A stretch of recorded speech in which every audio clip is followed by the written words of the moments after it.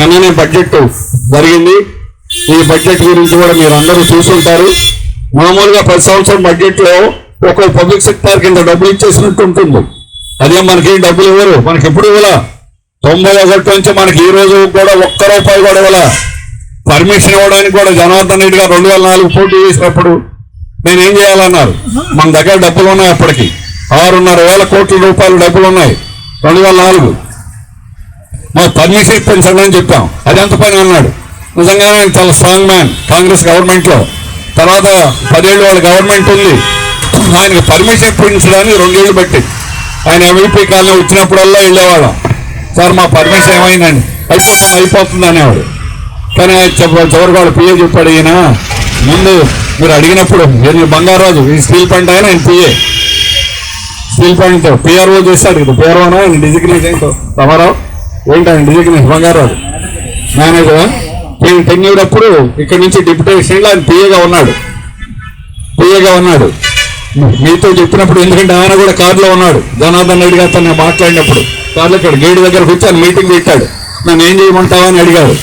అని అంటే ఏం అక్కర్లేదండి, మాకు ఒక పైసా అక్కర్లేదు, పర్మిషన్ ఇప్పించండి, ఎక్స్పాన్షన్ పర్మిషన్ తీసుకోండి చాలా అన్నా. అది ఎంత పని అన్నాడు. అప్పుడు ఆయన ముందు అర్థం కాలేదు ఆయనకి, తర్వాత మాత్రం ఇప్పుడు అర్థమవుతుంది. అయితే గట్టిగా సీరియస్గా ప్రయత్నం చేస్తున్నాడు అన్నారు. 2006 జూన్ దాదాపు 2 సంవత్సరాలు పైన పట్టింది. మొత్తానికి పర్మిషన్ వచ్చింది. 3.2 నుంచి 6.3 మిలియన్ టన్స్కి పబ్లిక్ హీరింగ్ అయింది. ఆ రకంగా తర్వాత 7.3కి ఎక్స్పాన్షన్ అనేటువంటి జరిగింది. అందువల్ల ఎప్పుడు డబ్బులు ఇవ్వాలి మనకి. మన డబ్బులతోటి మనకు వచ్చినటువంటి ఆదాయంతో 2000 సంవత్సరం దాకా ₹1 మనకి ప్రాఫిట్ లేదు. మీకు తెలుసు. వాజ్పేయి గారితో మేము కలిసినప్పుడు కూడా మీటింగ్లో ఎర్రనాయుడు నువ్వే మాట్లాడిన ముందు సబ్జెక్టు చెప్పు, నేను తర్వాత మాట్లాడతాను. ఆయనతో మాట్లాడిన తర్వాత వాజ్పేయి గారు 10 నిమిషాలు అయిన తర్వాత ఆయన అడిగింది ఏంటంటే, ఓకే మేము క్యాపిటల్ రీస్ట్రక్చర్ చేస్తాం, షేర్స్ ఇస్తాం, ప్రిఫరెన్స్ షేర్స్, తర్వాత ఎలా నడుస్తుంది అన్నాడు. మార్కెట్ పాజిటివ్గా ఉండండి. These losses are only debt losses, interest losses. వడ్డీ మనం అంతకుముందు తీసుకొచ్చిన వడ్డీకి అసలుకి అప్పులు వడ్డీ కడుతున్నాం. అందువలన నో ఆపరేషన్ లాసెస్. మనకి ఇంతవరకు ఒక్క సంవత్సరం కూడా, మొదటి సంవత్సరం పిగ్ ఐరన్ తీసినప్పుడు కూడా మనకు లాస్ లేదు. వీఆర్ ఆల్వేస్ ఇన్ ప్రాఫిట్ అని చెప్తే ఓకే అన్నారు. సరే, అదే కాకుండా అప్పుడు చంద్రబాబు నాయుడు గారు ఇక్కడ ఈపు వాయుగుట్టింది, ఇక్కడ క్యాంప్ కూర్చుంది, అని అందరికీ తెలుసు, ఎవరు మర్చిపోలేదు. ఆయన he's meant for private. Yerrannaidu చెప్పాడు ఆయనకి ప్రైవేట్ పిచ్చి పెట్టుంది. ఎర్రనాయుడు ఫ్రీగా మా క్లాస్మేటే, నేను అవదు నరసింహ నా వల్ల అవ్వదు, నేను చేయలేమని చెప్పాడు ముందు 2 ఏళ్ళు అలాగే చెప్పాడు. ఆఖరి ఇప్పుడైతే మనకి ఇక్కడ రిజిస్ట్రేషన్ 2 రోజులు స్ట్రైక్ ఇవన్నీ అయిన తర్వాత చంద్రబాబు నాయుడు జ్ఞానోదయం ఎప్పుడైందంటే వీపులు మొదలుపెట్టాడు అక్కడ. కానీ ఒక్కరు వెనక్కి తిరగల. వీపులు ఇచ్చారు కానీ ఒక్కరు వెనక్కి తిరగల. 2000 అందరం ఉన్నాం, 2000 మంది కూడా. అది వాళ్ళకి కొంచెం కళ్ళు తెప్పించారు. అప్పుడు చెప్పాడు నేను మళ్ళీ ఒకసారి మాట్లాడతాను. తర్వాత సర్క్యూట్ హౌస్కి రమ్మన్నాడు. 3 గంటలుగా లాస్ అంటారు, ఏంటో చూపిస్తారు కానీ అన్ని 3 గంటలు ఆయన ఎన్ని ప్రశ్నలు చేయాలో ఎర్రనాయుడు అన్ని ప్రశ్నలు చేశాడు. తర్వాత మొత్తానికి వాజ్పేయి దగ్గర అపాయింట్మెంట్ తీసుకోవడం. అంతకుముందే మన సోమనాథ్ చటర్జీ గారు, వాసవాచార్య గారు కలిశారు. కానీ వాజ్పేయికి బీజేపీ వాళ్ళకి ఎలా ఉంటుంది, వీళ్ళు కమ్యూనిస్టులు, ఎంపీలు, కమ్యూనిస్ట్ లీడర్లు, వీళ్ళు ఇప్పుడు పబ్లిక్ సెక్టారే అనేది. 7 క్యాబినెట్ మంత్రులు ఉన్నారు టీడీపీ తరఫున, వాళ్ళ మీద ఆధారపడి ఉన్నారు. అందుకని తప్పనిసరైన పరిస్థితుల్లో లాస్ట్లో వాళ్ళ డెసిషన్ వెనక్కి తీసుకోవడం జరిగింది. అందుకని ఆ రోజు మన పోరాటం వల్లనే వాళ్ళ నిర్ణయం అనేటువంటి వెనక్కి తీసుకున్నాం. ఆ రోజు అది మన విజయం. ఈ రోజు మళ్ళా కుమారస్వామితో చెప్పించడం కూడా మన పోరాట విజయం. ఈ 3.5 సంవత్సరాలు మనం చేసిన పోరాటం యొక్క విజయం. అందుకని ఈ మలుపుల్లో, ప్రతి మలుపులో కూడా మనం రివ్యూ చేసుకొని మన పోరాటాన్ని కొనసాగించడం తప్ప ఎవరి మాటలు విని దాంతో ఆగిపోవడం అనేటువంటి జరగకూడదు అనేది ఈ సందర్భంగా చెప్పదలుచుకున్నాం. బడ్జెట్ విషయానికి వస్తే బడ్జెట్లో మనకి ఏమీ లేదు. స్టీల్ ప్లాంట్ గురించి ఒక పారాగ్రాఫ్, బీహార్ గురించి, ఆంధ్రప్రదేశ్ గురించి 2 పారాలు ఉన్నాయి. ఈ 2 రాష్ట్రాల గురించే. ఎందుకంటే ఈ 2 రాష్ట్రాలు వాళ్ళకి 2 కర్రలు. ఆ 2 కర్రల మీదే ఈరోజు మోడీ నడుస్తున్నాడు. అందుకని వాళ్ళ గురించి ఏదో ఇవ్వాలని. వాస్తవానికి ఏపీకి అయితే అందులో ఇచ్చింది ఏమి లేదు. 15,000 కోట్ల రూపాయల అప్పు, 15,000 కోట్ల రూపాయల అప్పు. అది జగన్మోహన్ రెడ్డి గారు కూడా అట్లానే ఆయన కూడా అప్పుడే తీసుకొచ్చాడు. 5 ఏళ్ళు ఆయన చేసింది ఏమిటంటే అప్పు. ఎఫ్ఆర్డిఏ యాక్ట్ ప్రకారం 1.5% కంటే అప్పు రాష్ట్ర ప్రభుత్వాలు తీసుకోవడానికి లేదు. అది యాక్ట్ వైలేషన్. అది కాకుండా అదనంగా కేంద్ర ప్రభుత్వం ఇప్పించవచ్చు. అది ఇప్పించేదానికి కేంద్ర ప్రభుత్వం ఉపయోగపడతా ఉంది. ఆ రకంగానే ఈ బడ్జెట్లో కూడా అది ఇచ్చినటువంటి తప్ప స్టీల్ ప్లాంట్ గురించి మన డిమాండ్ ఏమిటనేది ఈరోజు గవర్నమెంట్ ఏమీ చేయను. ముందు వాళ్ళు ఇచ్చినటువంటి నోటిఫికేషన్ 27/1/21 ఇచ్చిన notification we are withdrawing the decision taken on 27/1/21 అని ఇవ్వమన్నాడు చాలు. అంటే స్ట్రాటజిక్ సేల్ చేస్తామని చేసిన నిర్ణయాన్ని మేము వెనక్కి తీసుకుంటాం, వీఆర్ విత్డ్రాయింగ్ అవర్ డెసిషన్ అని చెప్పనండి. అది చాలు. అది కూడా చెప్పట్లా. అది మళ్ళా కావాలంటే వాళ్ళు ఇవ్వచ్చు కూడా. కానీ దానికి కూడా బీజేపీ ఆర్ఎస్ఎస్ ఈరోజు సిద్ధంగా లేదు. మనం అర్థం చేసుకోవాల్సింది. వాళ్ళు ఇవ్వడం వాళ్ళకేం తెలియక చేతగా కాదు. వాళ్ళు ఇవ్వడానికి వాళ్ళకి దానికి కూడా ఇష్టంగా లేదు. అందుకని విత్డ్రా చేస్తామనేటువంటి మాట మాట్లాడడానికి కూడా సార్ రావు గారు కూర్చో పరిస్థితుల్లోనే ఉన్నామని అనుకోవాలి. ఏదో అయిపోయిందని మనం ఏం భ్రమపడేటువంటి ఊరికే పుకార్లు అవి ఇది రాయబరీలో వచ్చిన డబ్బులు 2,000 కోట్లు మళ్ళీ మనకి ఇచ్చేస్తారట, లేకపోతే 925 కోట్లు ఇచ్చేస్తారట. ఇవన్నీ మనమే ఊరికి ఒత్తుగా భ్రమలు పెట్టుకోవద్దు. లెటర్స్ ఇస్తే సంతోషం. ఇవ్వద్దని ఎవరో చెప్పడం ఇవ్వాలని అడుగుతున్నాం, ఇవ్వాలని డిమాండ్ చేస్తున్నాం. చివరికి కుమారస్వామి గారు మనం అడిగిన జీతాలు టైంకి ఇవ్వండి. అవర్ గ్రేట్ సిఎండి 3 రకాల పనులు చేస్తున్నాడు. మొదటి పని ఏంటి? ఒకప్పుడు బ్లాస్ట్ ఫర్నేస్ మన 110% కెపాసిటీ నడిచింది, 60% నడుపుతున్నాడు. Without having a director of operation is operating. 2 great CMD చేస్తున్న పని ఏమిటంటే మన స్థలాలు అమ్మేస్తున్నాడు, మనకు వచ్చిన డబ్బులన్నింటినీ డైవర్ట్ చేస్తున్నాడు.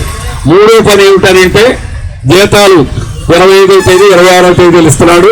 ఏ ఒక్క మనకున్న బెనిఫిట్లు అన్నీ తీశాడు, కరెంట్ బిల్లు పెంచాడు. అన్నీ మీకు తెలుసుకోవాలా, నేను చెప్పక్కర్లా. ఇది ఈ 3 రకాల పనులు చేస్తున్నాడు ఈ సీఎండి అని చెప్పాం. అయితే ఆయన ఒక్కటి కాదులే తప్పని మినిస్టర్ చెప్పాడు.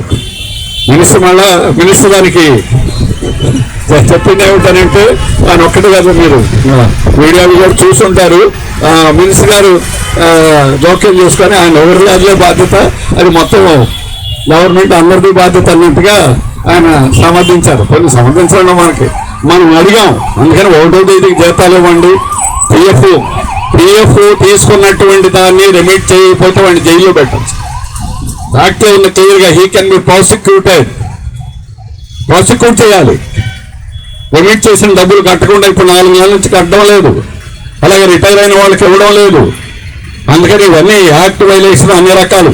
అలాగే జీతం కూడా 10వ తేదీ తర్వాత పేమెంట్ ఆఫ్ వేజెస్ యాక్ట్ ప్రకారం wear an industry or institute which is having a strength of more than 10,000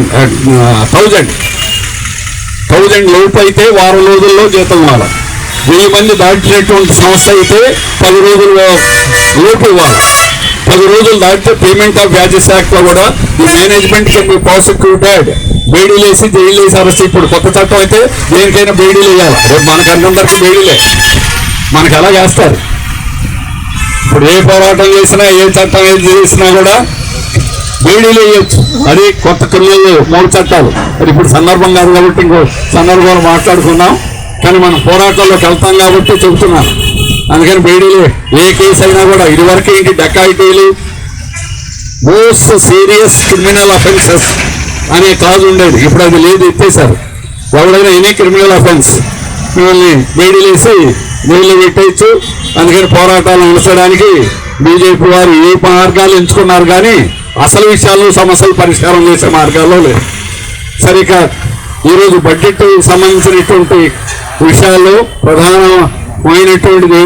ప్రధానమైన స్టీల్ ప్లాంట్ గురించి ప్రస్తావన లేదు. అందుకే చెప్పాను, అది చేస్తున్నాం కనీసం మాట ఇంకేమీ చేయకపోయినా ఆ మాట అంటే మనకేదో దానికి ఒక పాజిటివ్ సిగ్నల్ ఉంది అని అనుకోవడానికన్నా ఉండేది. రైల్వే జోన్ దాని గురించి కూడా మాట్లాడాలి. మిగిలిన ఉత్త మాటలు మాట్లాడారు. ఏమని?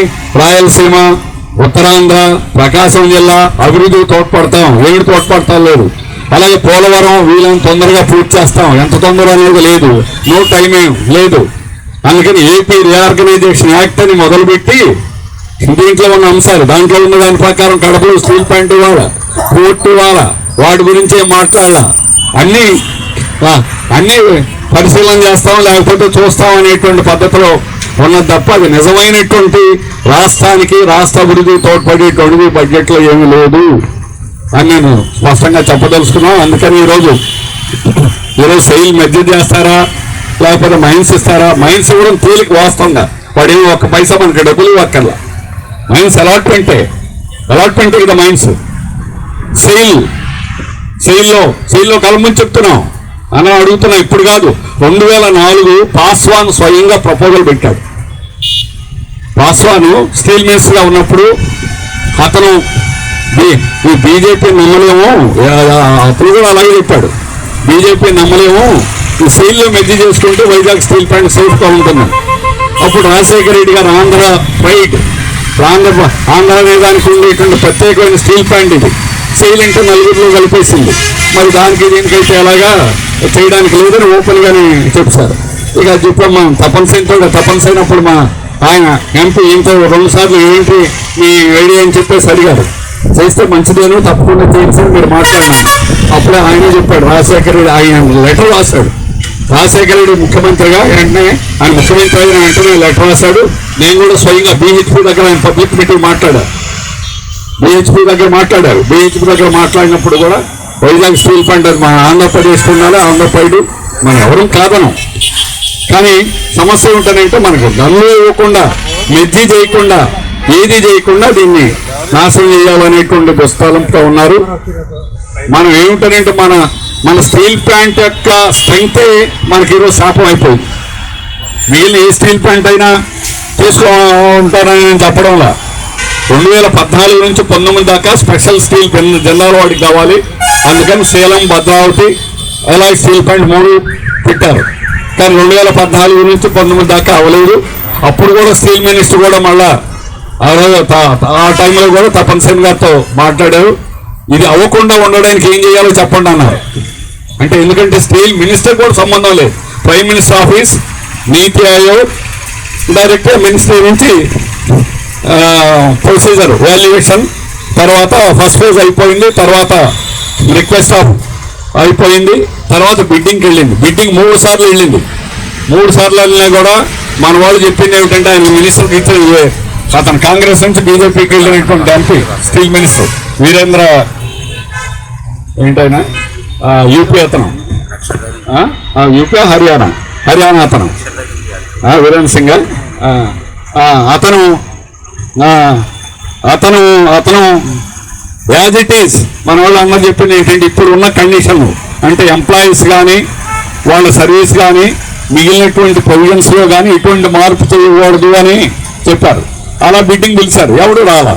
అందుకని 2019 అయిపోయింది. తర్వాత మనం వైజాగ్ స్టీల్ ప్లాంట్ ఒక్కదాన్నే దీన్ని అలాగన్నా ప్రైవేట్ చేయాలి, స్ట్రాటజిక్ సేల్ చేయాలి, పోస్టులతో అండర్స్టాండింగ్ చేసుకున్నారు. కోవిడ్ టైం మీద మన స్టూడెంట్ చేయొచ్చు అని చెప్పేసి అనుకున్నారు. ఎయిర్ ఇండియా లాగా లాగిన్ చేయొచ్చు అని చెప్పేసి అనుకున్నారు. కానీ ఇక్కడ స్ట్రగుల్ వల్ల మాత్రమే ఈ రోజుకి కూడా మనం నిలబెట్టుకున్నాం. ఎవడు కూడా చేయనటువంటి పరిస్థితి. మొన్నటి దాకా మేము ప్రైవేట్ చేసేది అన్నటువంటి బీజేపీ నాయకులు కూడా ఇప్పుడు మాట మార్చి మేము కూడా ఆయన జీవీఎల్ నరసింహారావు చెప్తున్నాడు, ఒక్కరోజు కూడా వెళ్ళి ప్లాంట్కి నష్టం లేకుండా పోట్లాడారు. స్టీల్ ప్లాంట్ని మన మంత్రి గారు ఎలాగైనా కాపాడుతానని చెప్పేసి అంటున్నారు. ఆయన మన మద్దతు ఇద్దామని చెప్తున్నాడు. ఆయన ఎన్నిసార్లు ఏం మాట్లాడారు మీ అందరికీ తెలుసు. ప్రతిరోజు అందుకే అయినా వాళ్ళు ఏదైనా మాట్లాడగలరు, అది వాళ్ళ గొప్పతనం. అందుకని వాళ్ళు ఏది మాట్లాడినా మన మంచి జరగాలి, మన మంచి జరిగేదానికి ప్లాన్ నిలబెట్టుకోవడానికి మనం ఎన్ని రకాలైన ప్రయత్నాన్ని చేయాలి. ప్రస్తుతానికి మనకు యాజ్ ఇట్ ఈజ్గా ప్రాక్టికల్గా ఇవి జరగాలి. మాట మాత్రమే మినిస్టర్ మాట్లాడారు, అంతవరకైనా సంతోషం. దానికి మనం ధన్యవాదాలు చెప్దాం. మనకేమి మనం ఏమి వ్యతిరేకించగలలేదు. మంచి మాట చెప్పారు. మంచి మాట అమలు జరగాలని, అది నెరవేరాలని, దాన్ని అమలు చేసేదానికి ఆయన 15 రోజులు లోపల వాస్తవంగా అయితే ముందు ఒకసారి 1.5 months అన్నాడు, ఒకసారి 2 నెలలు అన్నారు. సరే ఏదన్నా కానీ 15 రోజులు 2 నెలలు టైంలో అనుకూలంగా రావాలి. వచ్చేదాకా కూడా మన డిమాండ్ అనేది కనీసం మనం లాస్ట్లో అడిగింది ఏంటంటే ఈలోపు జీతాలు టైంకి ఇచ్చేటట్టు చూడండి. అలాగే ఎంప్లాయీస్ యొక్క ప్రొవిజన్ ఏమీ కటింగ్ అనేటువంటిది లేకుండా చూడండి. ఈ మేరకైనా కూడా మీరు వెంటనే చర్య తీసుకుంటే మంచిదని చెప్తాం. ఇది చూస్తాం, పరిశీలిస్తామని చెప్పారు. ఏ రకం తర్వాత సిఐ కమిటీ వచ్చి ప్రొడక్షన్ మీద రిపోర్ట్ అది ఇవ్వడం అనేటువంటి జరిగింది. అందుకని అట్లాగే సెల్ డైరెక్టర్ ఆపరేషన్ కూడా నియమించబోతున్నారు అని చెబుతున్నారు. అందుకని దాని ఫలితాలు ఏం జరుగుతాయి అనేటువంటిది మనకి ప్రాక్టికల్గా బయటకు వచ్చేదాకా కూడా వాటిని పరిశీలన అనేటువంటి చేద్దాం. ఏదన్నా కానీ మన పోరాటం అనేటువంటి దాన్ని ముందుకు తీసుకెళ్ళడం ద్వారానే మనం ఏదైనా సాధించుకుంటాం. ఈ విధంగా ప్రతిరోజు కూడా మన పోరాటాన్ని మరింత ఉధృతం చేయడానికి అన్ని విధాలా కూడా మీరు కృషి చేసేదానికి అందరూ కూడా మనం ఏదైతే ప్రత్యేకంగా ఈ స్టీల్ ప్లాంట్లో అది పర్మనెంట్ ఎంప్లాయీస్ కానీ ఆఫీసర్స్ కానీ అట్లా కాంట్రాక్ట్ వర్కర్స్ కానీ కలిసి ఉన్నాం.